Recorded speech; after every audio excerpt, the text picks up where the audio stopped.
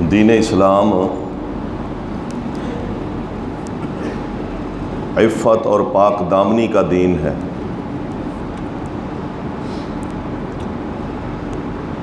طہارت اس کی بنیاد ہے،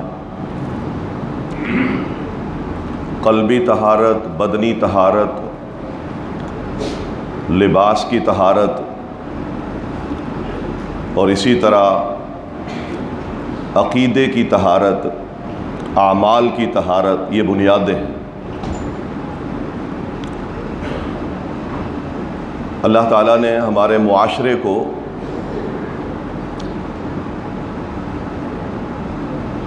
جو احکامات عطا کیے ہیں اس کا بھی ایک بہت بڑا مقصد معاشرے کی تطہیر ہے۔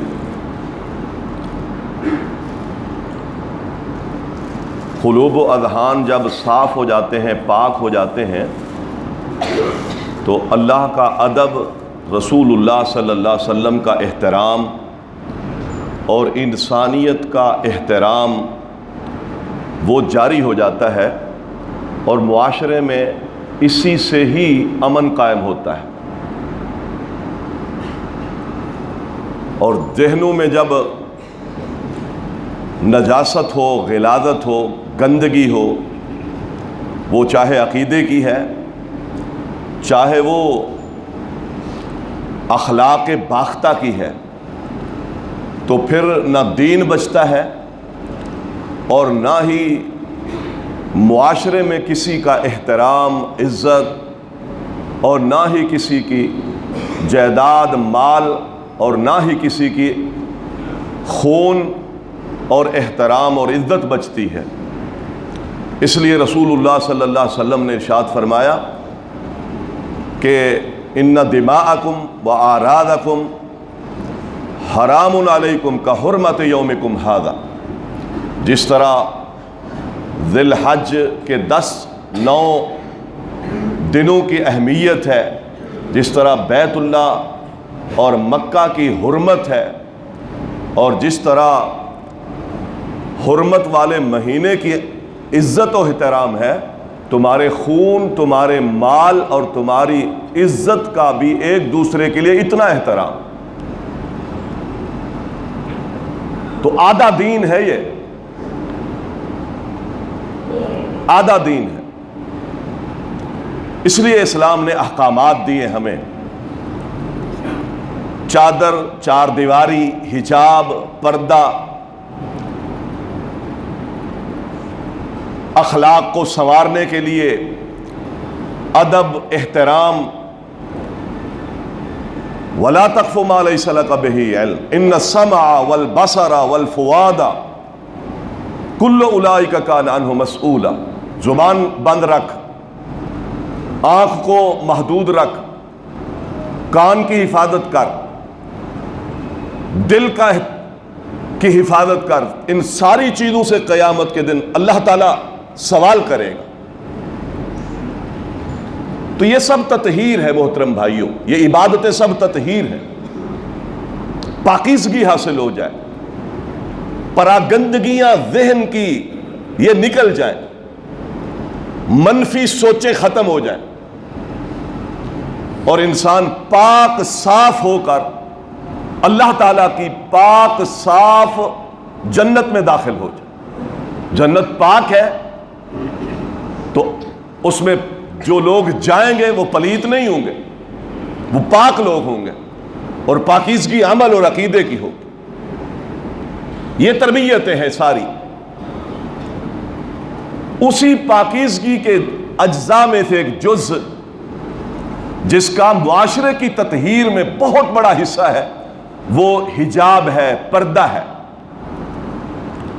ستر ہے۔ حجاب کہتے ہیں کسی رکاوٹ کو، آنکھوں کے سامنے رکاوٹ ہو، چہرے کے سامنے ایک رکاوٹ ہو۔ یہ آنکھوں کے اوپر جو یہ پلکیں اور یہ گوشت ہے، اس کو بھی حجب کہتے ہیں، کیونکہ آنکھ میں اگر کوئی چیز جانے لگے تو یہ آنکھ بند ہو جاتی ہے، اور نقصان سے یہ پلکیں اور یہ گوشت اس آنکھ کو بچاتا ہے۔ تو اللہ تعالیٰ نے مردوں کو بھی عورتوں کو بھی حجاب کا حکم دیا ہے تو حجاب گویا کہ دنیا اور آخرت کے نقصانوں سے ہمیں بچاتا ہے۔ مردوں کو کہا کہ اپنی نگاہ نیچی رکھو، جس چیز کا دیکھنا حرام ہے اس کو نہ دیکھو، اپنی نظر کو محدود رکھو، بد نظری سے منع کیا۔ اسی طرح عورتوں کو بھی اللہ تعالیٰ نے حجاب کا حکم دیا ہے، پردے کا حکم دیا ہے، ان میں بھی بنیادی چیز نگاہوں کو نیچے رکھنے کا حکم دیا ہے۔ عورت کے لیے حجاب بہت زیادہ ضروری ہے، بلکہ فرض ہے، چونکہ اللہ تعالیٰ کا حکم ہے۔ کتاب و سنت کی نصوص سے یہ بات ثابت ہے کہ عورتوں کے لیے پردہ فرض ہے، یہ اللہ کا حکم ہے۔ جب یہ آیتیں اتری، یہ آیت حجاب ہے۔ یا ایھا النبی قل لازواجک وبناتک ونساء المؤمنین یدنین علیہن من جلابیبہن، اے نبی اپنے بیٹیوں سے کہہ دے، اپنی بیویوں سے کہہ دے، مسلمانوں کی عورتوں سے کہہ دو، یدنین علیہن من جلابیبہن، کہ وہ اوپر سے اپنی چادروں کو لٹکائیں۔ علی صلہ میں استعمال ہوا ہے، اوپر سے کسی چیز کو نیچے لٹکانا۔ سیدنا عمر رضی اللہ تعالیٰ عنہ فرماتے ہیں کہ وافقانی ربی، بعض روایتوں میں وافقت ربی، میں نے اپنے رب کی موافقت کی ہے 3 باتوں میں۔ قلت یا رسول اللہ لو امرت نساءک، میں نے اللہ کے رسول صلی اللہ علیہ وسلم سے کہا اللہ کے رسول آپ اگر اپنی بیویوں کو، عورتوں کو حکم دے دیں احتجبنا، کہ وہ پردہ کریں، وہ اپنے بدن ڈھانپیں، وہ اپنا چہرہ ڈھانپیں۔ کیوں؟ اس لیے کہ یتکلمہن البر والفاجر، البر والفاجر، اس لیے کہ ان سے جب یہ پردہ نہیں کرتی، منہ کھول کے ادھر ادھر جاتی ہیں، تو ان سے فاسق بھی بات کر لیتے ہیں، وہ بھی ان کو روک کے کھڑے ہو جاتے ہیں، بدکار لوگ بھی بات کر لیتے ہیں، اچھے لوگ بھی بات کرتے ہیں، اور یہ ہم سے برداشت نہیں ہوتا، یہ غیرت کا مسئلہ ہے۔ تو اللہ تعالیٰ نے اس بات کے کہنے پر آسمان سے قرآن نازل فرما دیا کہ اے نبی یہ حکم دے دو۔ اور جب یہ آیتیں اتری کہ وہ اپنے اوپر اپنی اوڑھنیاں اور اپنے چادریں ڈال دیں، تو سید عائشہ رضی اللہ تعالیٰ عنہ فرماتی ہیں ایک دفعہ بیٹھی ہوئی تھی تو قریشیوں کی عورتوں کی تعریف کچھ لوگ کرنے لگے کہ بڑی فضیلت والی ہیں، تو انہوں نے کہا ہاں بڑی فضیلت والی ہے، اس میں کوئی شک نہیں ہے، لیکن ان نساء الانصار، اس کے مقابلے میں جو انصاریوں کی عورتیں وہ زیادہ فضیلت کی حامل ہیں، اس لیے کہ جب پردے کی آیات نازل ہوئیں اور ان کے شوہروں نے ان کو گھروں میں جا کر یہ آیتیں سنائیں، تو انہوں نے اپنی چادریں اپنے چہروں پر ڈال لی۔ کسی کے پاس نہیں تھی چادر تو دوسری بہن سے جس نے 2 حصے میں چادر کر دی، وہ اپنی بہن کو دے دی، اور انہوں نے اپنے چہرے اپنے سر ڈھانپ لیے۔ پھر ایک وقت آیا میں نے دیکھا جب وہ انصاری عورتیں باہر نکلتی تھی تو کأن رؤوسہن کأن علی رؤوسہن الغربان، ایسے معلوم ہوتا تھا کہ ان انصاریوں عورتوں کے سروں پر کوے بیٹھے ہوئے، یعنی کالی چادریں انہوں نے اپنے اوپر اوڑھ لی، اور فرمایا یہ عورتیں فضیلت کی حامل ہیں، اس لیے کہ منزل من اللہ احکامات کی جتنا انہوں نے جلدی پیروی توبہ داری کی ہے اتنا کسی عورت نے نہیں کی۔ سیدہ عائشہ ان عورتوں کی فضیلت بیان کر رہی کہ یہ کتنا اللہ تعالیٰ کے حکم اور اللہ تعالیٰ کی آیات کو بہت جلدی ماننے والی ہے، اور ساتھ یہ بھی بیان کر رہی ہے کہ جب پہلے نکلتی تھی تو کیا حالت تھی، اور اس کے بعد نکلتی ہے تو یہ حالت ہے کہ ان کے سروں پہ گویا کہ کالے کوے بیٹھے ہوئے، اس طرح انہوں نے چادریں اپنے اوپر ڈال۔ یہ آیات الحجاب ہے، یہ پردے کے احکامات ہیں۔ مدینے میں یہ نازل ہوا ہے حکم، اور حکم نازل ہوتے ہی عورتوں نے اپنے چہرے ڈھانپ لیے ہیں، عورتوں نے غیر محرم مردوں سے گفتگو ختم کر دی ہے۔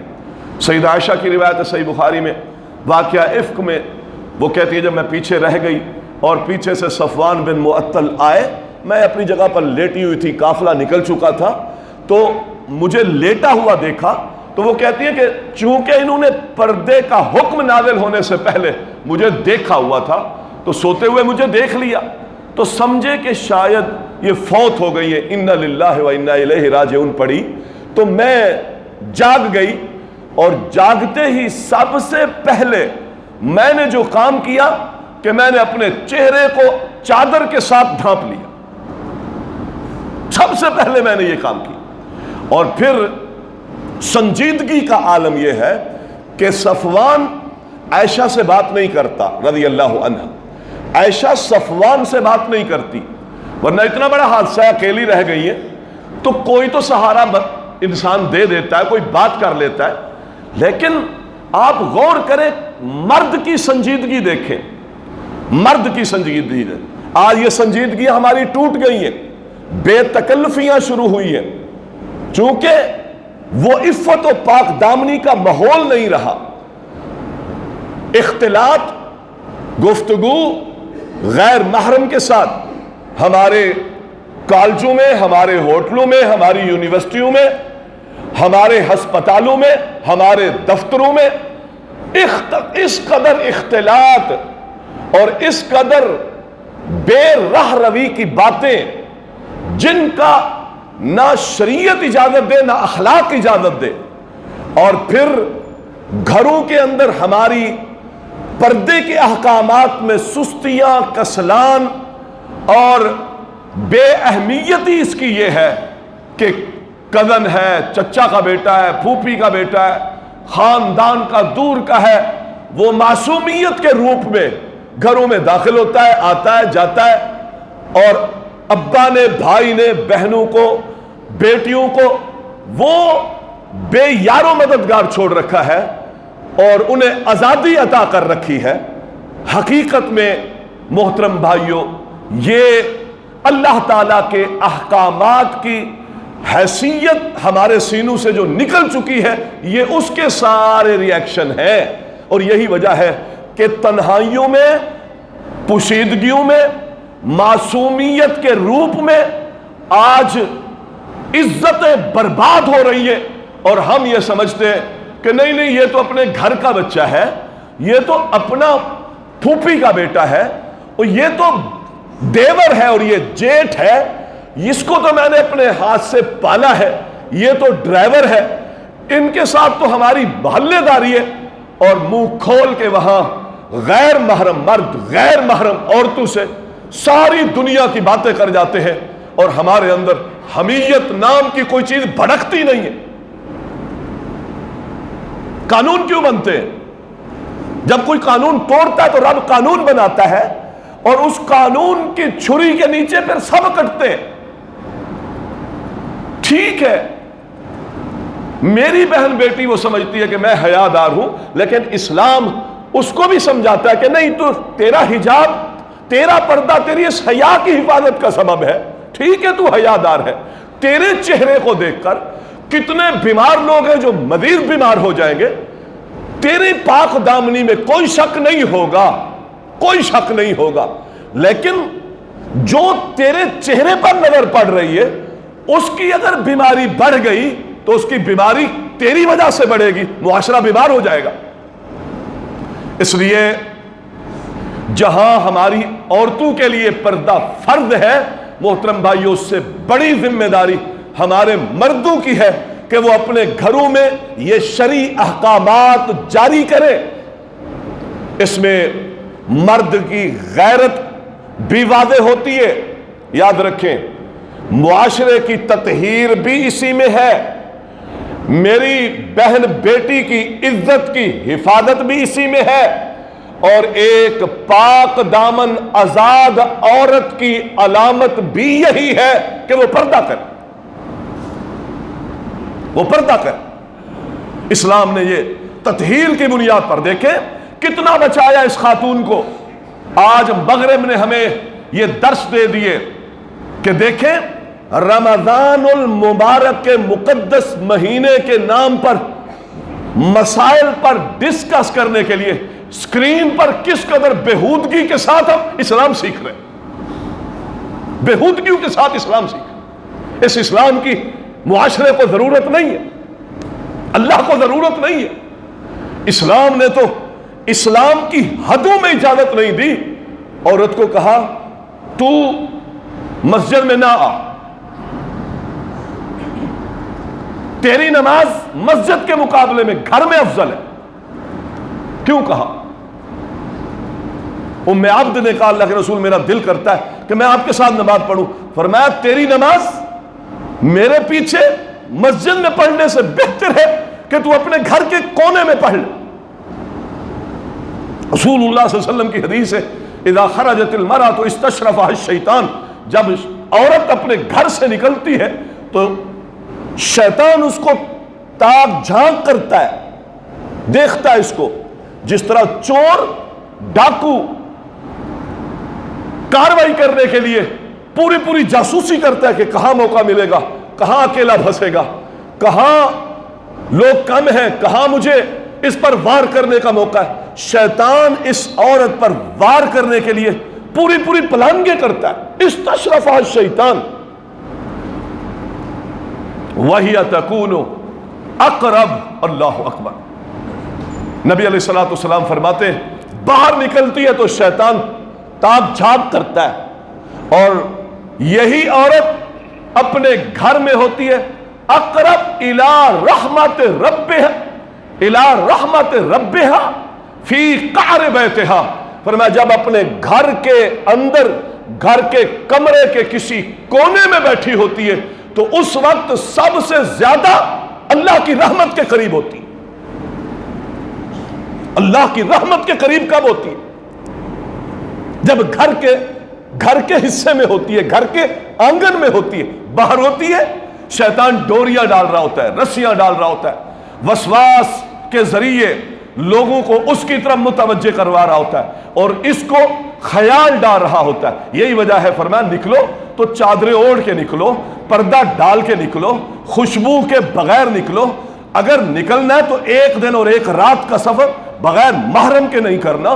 تیرے ساتھ اگر حج پہ جانے کے لیے کوئی نہیں ہے تو ابھی تک تیرے اوپر مال موجود ہے، دولت موجود ہے، سرمایہ موجود ہے، صحت موجود ہے، لیکن محرم نہیں ہے۔ اللہ کہتا ہے فرض نہیں ہے، فرض نہیں ہے، ابھی اکیلی نہیں جا سکتی، فتنے کا ڈر ہے، اس کی عزت کہیں کھو نہ جائے، کہیں بیمار لوگ جن کے دلوں میں بیماری ہے اس کے عزت احترام کی طرف کہیں بری نگاہیں نہ ڈالیں اور میری اس بندی کی پاک دامنی پر کوئی داغ نہ لگ جائے۔ فریضہ حج موقوف ہے اس پردے کی وجہ سے، اس کی عزت و احترام کی وجہ سے فریضہ حج موقوف۔ خوشبو لگا کے نہ جا۔ کیوں لگاتی ہے؟ آپ اس کے پس منظر میں جائیں نا، کیوں لگاتی ہے؟ کس وجہ سے خوشبو لگاتی ہے؟ کہ وہ جسم سے پھوٹے، اور جسم میں پھوٹنے والی خوشبو وہ متوجہ کرے گی کس کو؟ مرد کو۔ اس کا معنی ہے کہ اس کے خوشبو لگانے کی ایک سوچ یہ ہے کہ میرے وجود کی طرف لوگ متوجہ ہوں۔ نبی علیہ السلام کی حدیث ہے وَهِيَ زَانِيَةٌ، پیغمبر فرماتے سوچ یہ ہے، خوشبو لگا کے نکلتی ہے تو اس کے پیچھے وہ لاکھ جتن کرے کہ میرا مقصد یہ نہیں ہے، پیغمبر نے کہہ دیا خوشبو لگائی ہے فَهِيَ زَانِيَةٌ، بد کردار ہے۔